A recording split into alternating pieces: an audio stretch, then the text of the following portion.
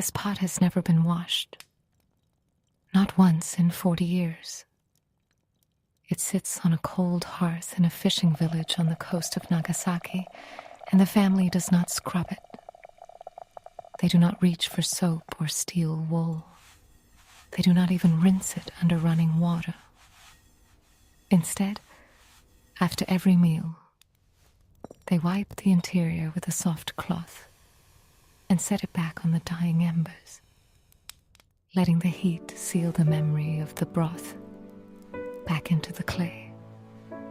Your first thought, if you are like most people, is to clean, to restore the pale earthenware to its original soft grey, to erase the dark crust that is built up like the rings of an ancient cedar.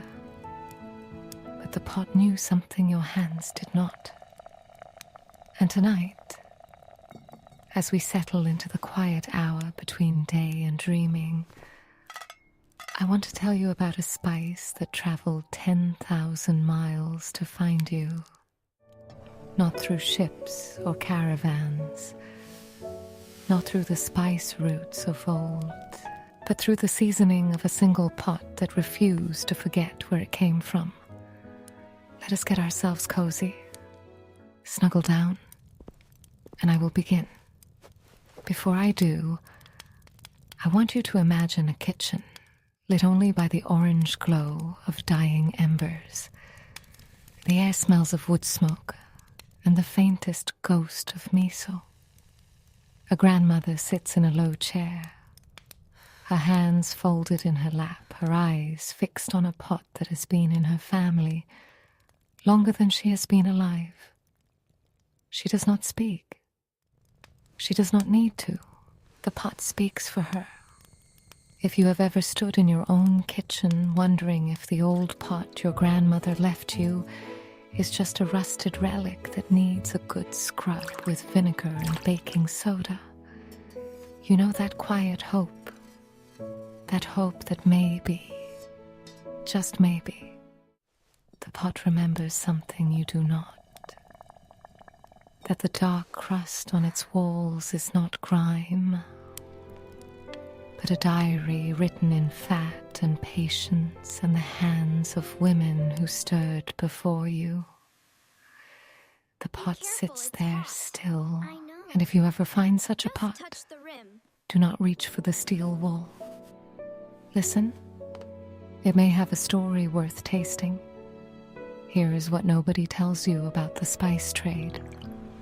The most precious cargo never crossed the ocean in a ship.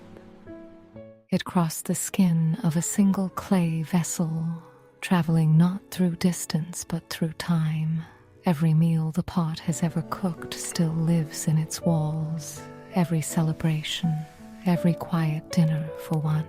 Every winter when the rice harvest failed and the broth was thin, but the pot held warmth nonetheless.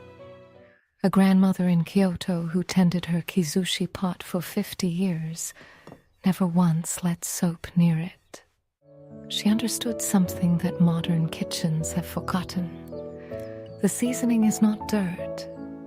It is an archive, and the most precious archives are written in the language of fat, not ink. Lipid residue analyses from 10,000-year-old Jomon clay pots have revealed traces of fish, millet, and wild boar still locked in the ceramic walls. The chemistry of polymerization means that when fat heats against porous clay, it bonds at the molecular level. It does not wash away. It stays. The meal becomes part of the vessel. The vessel becomes the meal's permanent home. Pause there for a moment. Let that sink in. If you let the steam rise once from a pot that has never been washed, the pot will show you what it holds. A faint sweetness from a winter celebration.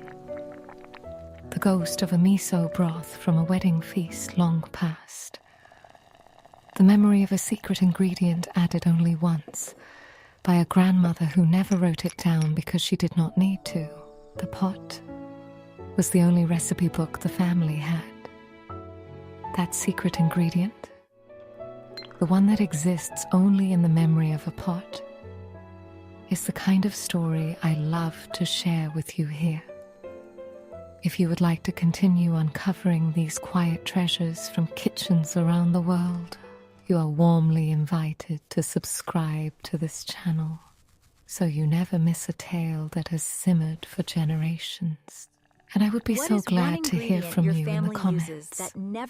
What is one ingredient your family uses that never makes it into a written recipe? Let the pot tell its story. But what happens when the pot travels? When it leaves the hearth where it was born and crosses an ocean or a continent, or the space between a grandmother's kitchen and your own? Does the memory survive the journey? The answer is yes, but only if the seasoning is intact, only if no one ever decided to scrub it clean. Here is the contradiction that sits at the heart of this story. The spice that traveled 10,000 miles to find you did not travel as powder or seed. It traveled as flavor, locked in the crust of a pot that some families call dirty. The same pot that modern hygiene wars would tell you to soak in bleach and steal wool is the very vessel that carries the taste of ancestors across centuries. The pot does not need soap. It needs someone who remembers what it holds. That contradiction, the idea that what some call dirty is actually sacred, is at the heart of everything this channel holds dear. If you feel a connection to this way of seeing the kitchen, I invite you to subscribe and join a community that honors the wisdom of seasoned pots and the hands that stirred them. And in the comments, would you tell me about a pot in your life that carries an ancestor's flavor? Even if you never knew the recipe, I would love to hear its story. If your heart feels warm at the thought of a pot that remembers, stay with me. This story is just beginning to simmer. Let me tell you about a family in a fishing village on the coast of Nagasaki. Their pot is called a kizushi, a seasoned earthenware vessel passed down for 7 generations. It is the color of aged cedar, darkened by decades of miso and dashi and the steam of winter broths.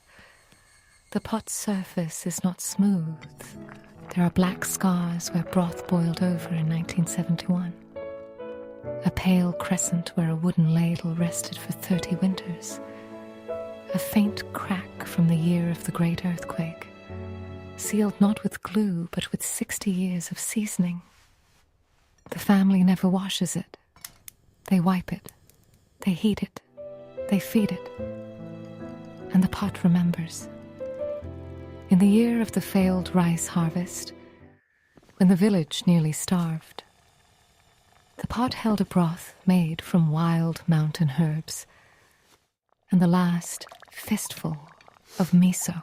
The grandmother who stirred that broth wept as she worked. Her tears fell into the pot. The seasoning absorbed them. And to this day, if you let the steam rise from that pot and breathe it in, there is a faint saltiness that no recipe can explain. It is not over seasoning. It is the memory of sorrow, held in the crust where grief and broth became one.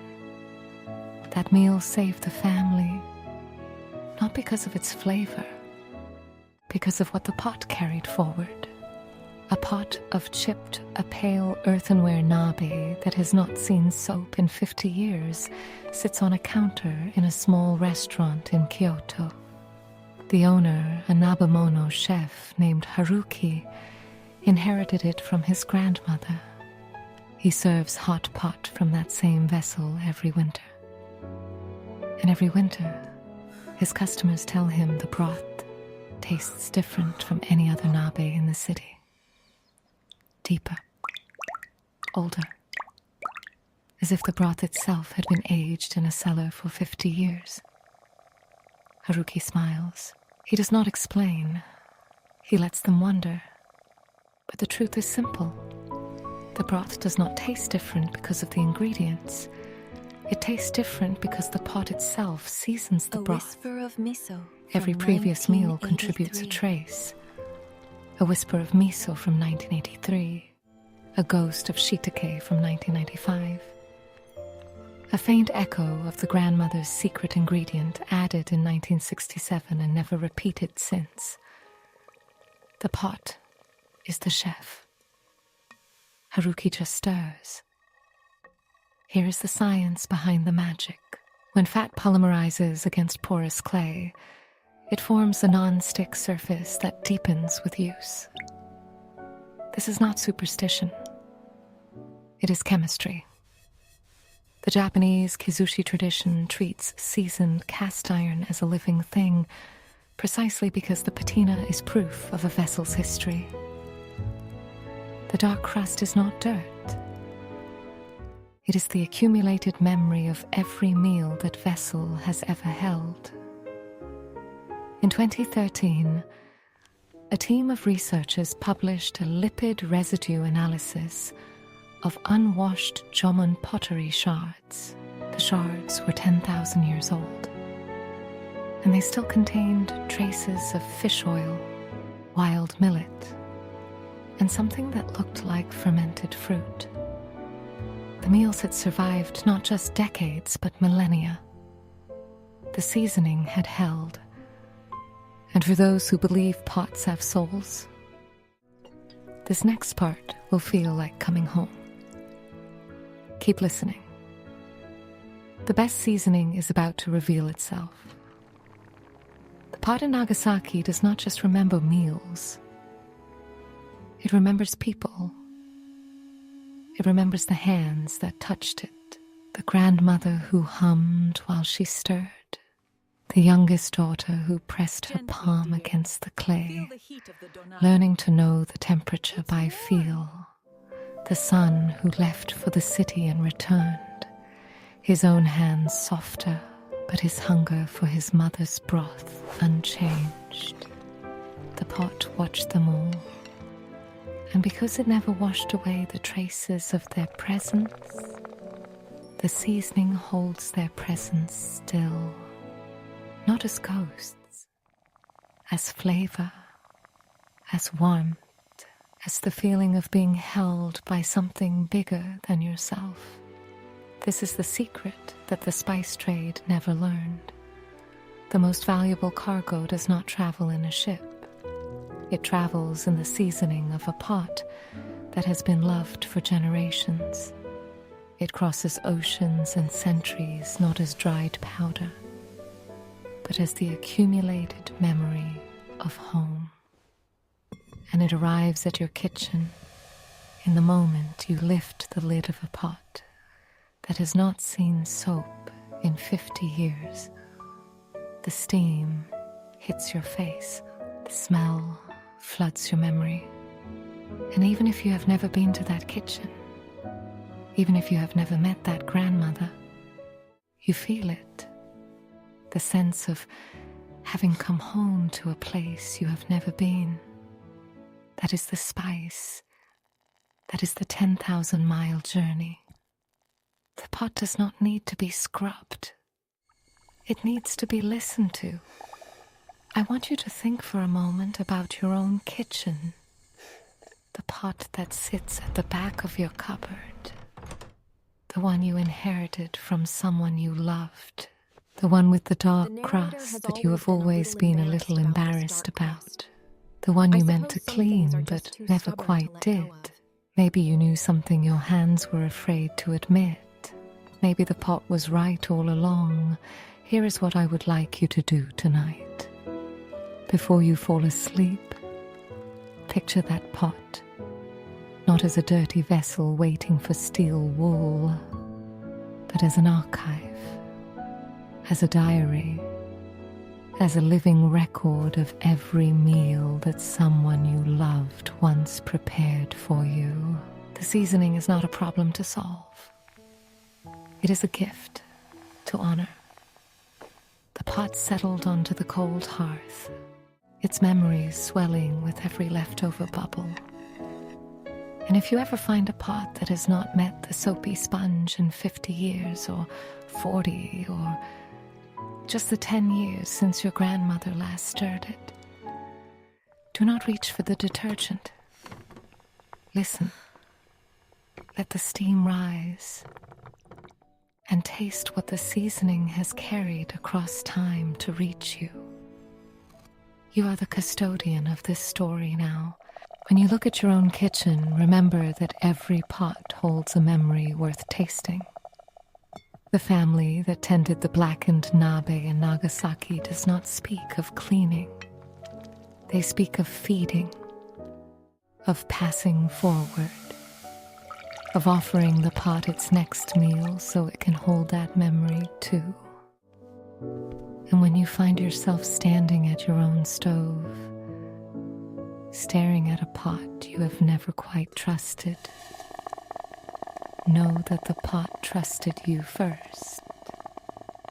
It waited. It held.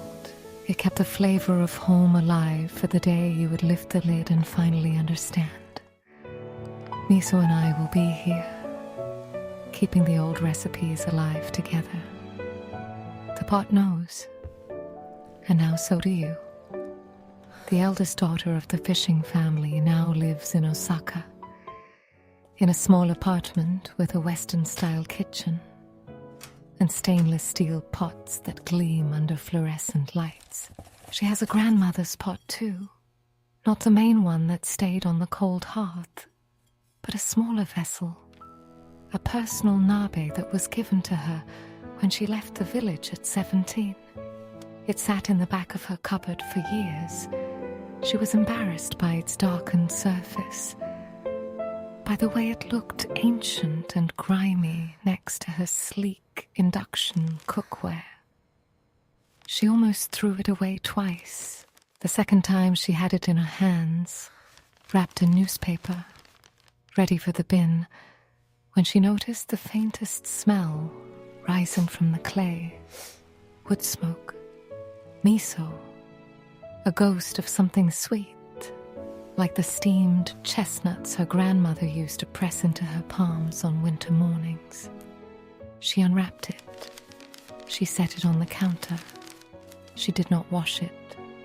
She heated water in a stainless steel pot and poured it into the knob, watching the steam rise. And as it rose, she felt something shift in her chest. The pot was not just a pot. Warm yourself. It was a thread. A thin, fragile thread connecting her to a kitchen she had not seen in 15 years. To a grandmother whose voice she could still hear when she closed her eyes, but whose face had begun to blur at the edges. The pot remembered, Can you and hear it me? called her home. She called her mother that night, the first time in months. She asked about the pot. She asked if the grandmother still sat by the hearth, if the cold fire had ever been relit, if the family had eaten from the blackened nabe that winter. Her mother was quiet for a long time. I remember the Then she winter said, you brought me this tea. "The pot is waiting for you." The daughter returned to Nagasaki the following spring. She did not go for the funeral. I understand what you're saying. The grandmother had but we died must the consider previous this autumn, fully. quietly, Let's listen to her. in her sleep, with the pot cold on the hearth beside her. The family had not known what to do with it. They had considered scrubbing it clean, the way one scrubs a grave, to erase the accumulated years and start fresh. They had discussed it at the kitchen table, everyone speaking in hushed voices, as if the pot could hear them. It could. The daughter arrived on the third day of the discussions. She walked into the kitchen, saw the pot sitting exactly where her grandmother had left it, and she did not say a word. She knelt. She touched the rim with her fingertips. The seasoning was dry, cracked in places where the air had leached the moisture. The crust had begun to flake at the edges, like an old parchment crumbling in a library no one had visited in years. She heated water, not in the pot itself, but in a separate vessel, and she placed the knob over the steam, letting the moisture seep back into the clay. She watched the seasoning soften. She watched the dark crust drink the vapor, the way her grandmother used to drink hot tea. Slowly, with reverence, as if the pot were waking from a long sleep. The family watched her. They did not understand, but they did not stop her. And when the seasoning was soft again, when the pot had absorbed enough steam to feel alive beneath her hands, she cooked. She made the broth her grandmother had taught her, the one with wild mountain herbs and the last fistful of miso. She did not rinse the pot. I did. She did not scrape the seasoning. She let the old broth meet the new broth. Let the generations blend into a single simmering memory. That meal saved the family. Not from starvation, from forgetting. The pot is still there. The daughter does not live in Nagasaki. She returned to Osaka, to her stainless steel kitchen and her fluorescent lights. But she brings the pot out once a year, on the anniversary of her grandmother's death. She heats it. She feeds it. She lets the steam carry the flavor of home across the miles that separate her from the village. And the pot remembers. It remembers the daughter's palm against its clay. It remembers her tears, falling silent into the broth. It remembers the way she whispered her grandmother's name, not as a prayer, but as a hello, as if the grandmother was still sitting on the cold hearth, waiting for the next meal to be stirred. The seasoning never forgets. A pot that has never been washed is not a relic of a superstitious past. It is a living library of flavor, texture, and the emotional chemistry of every hand that has touched it. When you cook in such a pot, you do not cook alone. You cook with every person who ever stirred that vessel, every grandmother who hummed by its steam, every child who licked the last scraps from its rim. The seasoning is the membrane that holds them all. Do not be afraid of the dark crust. Be afraid of forgetting what it holds. There is a word in Japanese for the residue that builds up on a well-loved pot. It is not a word you will find in a dictionary. It is a kitchen word, spoken only between generations. The word is koke, which translates roughly to the memory of oil. It is not dirt. It is not seasoning. It is the trace of every meal that has ever been cooked in that vessel, polymerized into a permanent archive of taste. The koke is fragile. It can be destroyed by soap, by steel wool, by a single well-intentioned scrub with vinegar and baking soda. Once it is broken, the memory is gone. The pot becomes a blank slate, a new vessel, a thing that holds only the future and not the past. That is useful for some kitchens, but it is not what the grandmother in Nagasaki would have wanted. She wanted the pot to remember her. Here is something that will stay with you. more about this In pot. 1987, a Japanese journalist named Yoko Matsuda visited the fishing village to document the oral histories of the families who still used kizushi pots. She interviewed the grandmother, who was then in her 70s. The grandmother did not speak of recipes. She spoke of the pot as if it were a person, as if it had a name and a temperament and a preference for certain kinds of broths. The journalist asked her if the pot had ever been washed. The grandmother laughed. She laughed for a long time, the kind of laughter that comes from the belly, from the place where absurdity and wisdom meet. She said, "Wash the pot? Why would I wash the pot? The pot is the one who does the washing. It washes the flavor. It washes the memory. It washes the sorrow. If I wash the pot, I would have to wash my own life. And I am not finished living yet. I am not finished living yet." Those words from the grandmother are a gentle reminder that we too are still being seasoned by every meal, every memory, every pot we tend. If you want to keep these stories alive in your own life, I encourage you to subscribe so that together we can continue to honor the kitchens that shaped us. And before you drift off, I would love for you to leave just one word in the comments, a word that tastes like home to you. Let the pot remember it. The journalist did not understand. She wrote the interview as a curiosity piece, a footnote about a superstitious old woman in a forgotten village.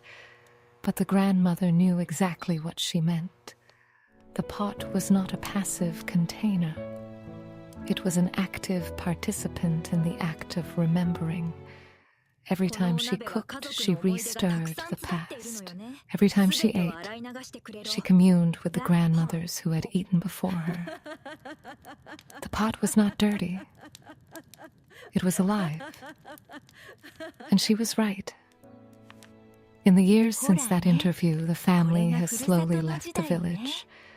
The youngest generation moved to cities, to apartments with induction cooktops and pressure cookers and pots that are thrown away when they get scratched. The blackened nabe sits alone on the cold hearth most of the year, but it does not lose its memory.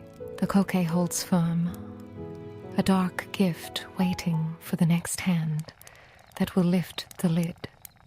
And here is the quiet wonder of that waiting. The pot does not expect to be used every day. It does not hunger for constant flame. It simply holds what it has, patient as stone, waiting for the next meal, the next grandmother, the next child who will press their palm against its clay and learn to feel temperature by touch. The pot is not lonely. Just let it tell It you is what full, it has held. full of every meal, If you listen closely. every sorrow, every celebration, every quiet dinner for one. It is the richest pot on earth. And all because it never met soap. Now think about your own kitchen. The pot you left behind when you moved out.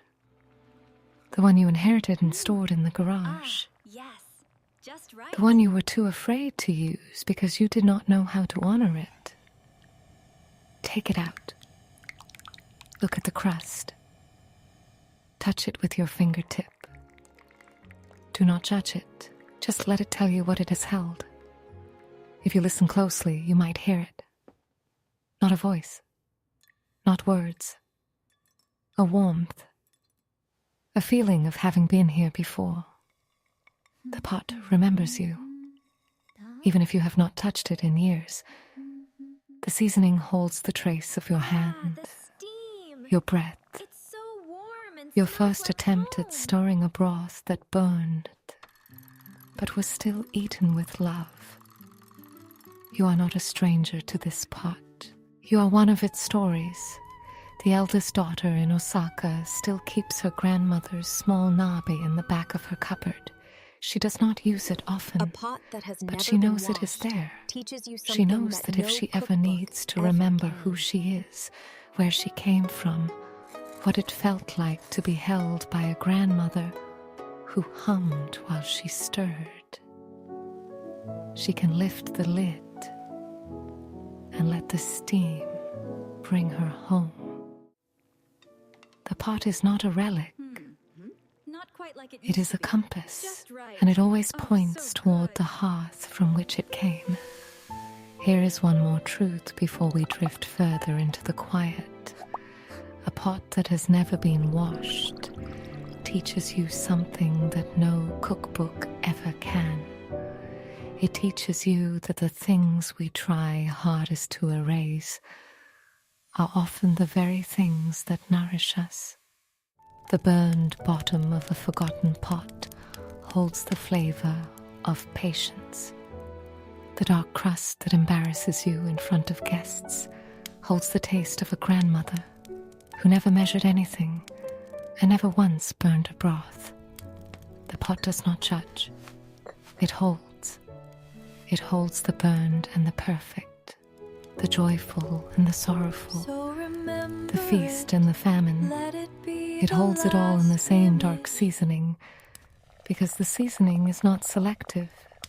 It is cumulative. It is love made permanent through heat and time and the willingness to never scrub it clean. And now, as the embers fade and the kitchen settles into the soft brown light of a flavor from world that is already Grandmother's half kitchen. dreaming, the pot I waits. remember this. It does not ask to be used. It does not ask to be admired. It asks only to be remembered. So remember it. Let it be the last image in your mind as you drift toward sleep. A blackened pot on a cold hearth, holding the memory of every meal that ever mattered. And know that you are part of that memory now. You lifted the lid. You let the steam rise. You tasted the 10,000-mile journey that a spice never took, I remember because it this. had already arrived before you were born. You came. The pot settled onto the cold hearth, I knew its you memories swelling with every leftover bubble it would never release. The family did not wash it. They wiped it. They heated it. They fed it. And the pot, patient as the earth itself, held everything it had ever known for the next day, the next generation, the next hand that would lift its lid and say, I remember this. I remember home. You are that hand. You have always been.